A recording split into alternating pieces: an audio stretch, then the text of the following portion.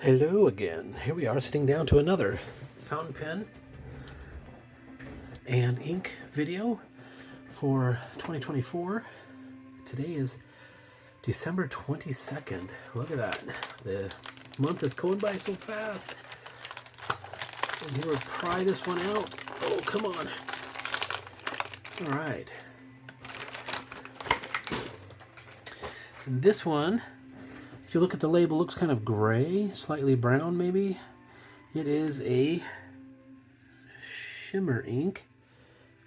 It's kind of hard to read there with all that shininess. And you can see there's some gold shimmer floating around in there. And I did swatch it up a little bit. I was trying to classify it, trying to get an idea of what kind of a color it is. And here it is on some Clairefontaine, or actually I believe this is Rhodia, same difference. And this is one of those Rolodex cards. And don't get confused, this is not a color dex. This is old production. This card is probably a couple of decades old. Anyway, the shimmer is strong with this one, and the color itself is kind of a grayish brown, and it's called Nutmeg, which is kind of a fun name. Sorry, I have non-copyright Christmas music going in the background for these. I'll turn it down a little bit. All right, there we go. And I want to try it out and see how it works in a pen. So let's see. Here, I'll just bring the card over here just because. And I want to put this into another pen that I picked up this year, and I mentioned it earlier when I was showing you this pen and inking it up earlier. Another pen from the same company, Magna Carta, but this is the Mag 1000. This is the Mag 800. The Mag 1000 is an unusual pen in that it's large, obviously. The Mag 800 is close to being the same size, and the Wall Eversharp Deco Band is about the same girth, but not quite as long. But what this is remarkable for is the size of the nib on it. I've never seen anything this big. It's insanity. Look at that thing. It is enormous. This great big nib, Magna Carta, and it says on there 1215 India. Not sure what that means. Probably could look it up, but I didn't, sorry. It's got a light gold plating on it. It's a stainless steel nib, and it's got this large, beautifully cut ebonite feed. I'm not sure what the F means, unless maybe that means fine. Sorry, I could have done some research before I started this, sorry. But I didn't. And just because it's something that is often brought up, people think, oh, well, you know, what does the nib compare to? Let's just show you the Mag 800 and compare the nibs. The Mag 800 is no slouch as far as nibs go, but this thing is just in another class. It's just this beast of a nib. And the Canwright Mammoth is a large nib also, but still eclipsed by this thing. And because it is a comparison that I've heard made but not seen personally, even myself, I have not compared these two. This is a Namiki Emperor, which also has a beautiful ebonite feed that's also coated with urushi. Even it is dwarfed by this thing from Magna Carta. Like the Emperor, it is a ebonite pen, but it is not coated in urushi.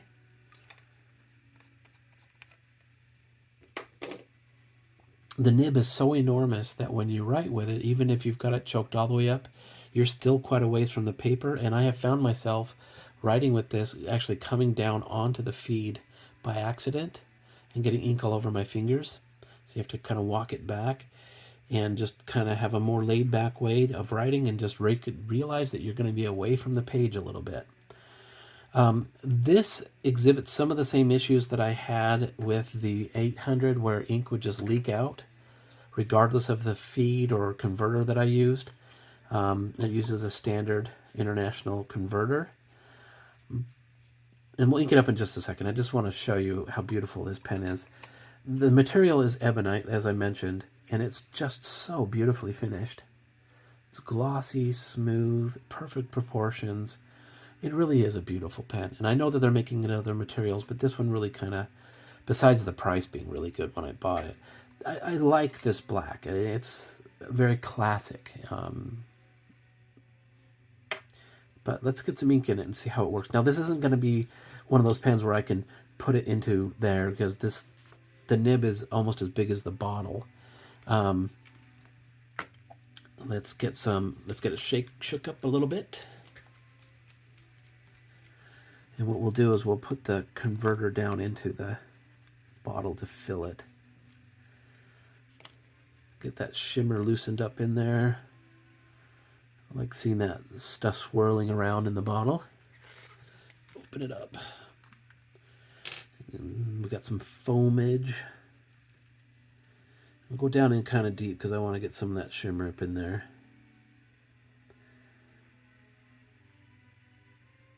All right, nice and full.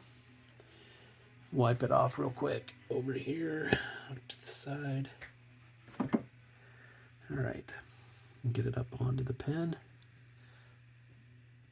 Nice and snug. That's a good fit, good tight fit. I don't like loose converters. Okay, oh, and you know what? Just because I know it would take a year and a day for the ink to get from here to there, see if we can prime the nib a bit by giving it a little soak in the ink there. All right, we've got a bunch of the ink on the feed. It should write a little bit for us.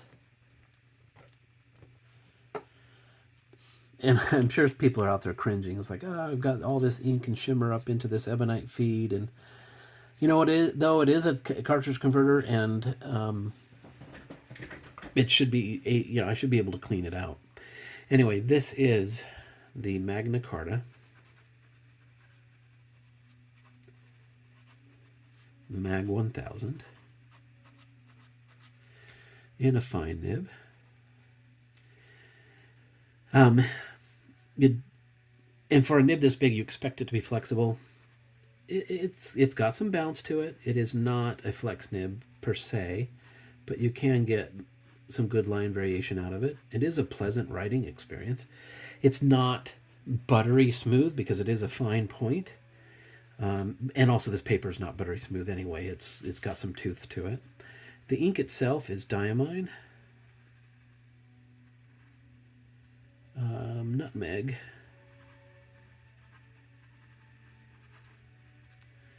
For December 22nd, 2024.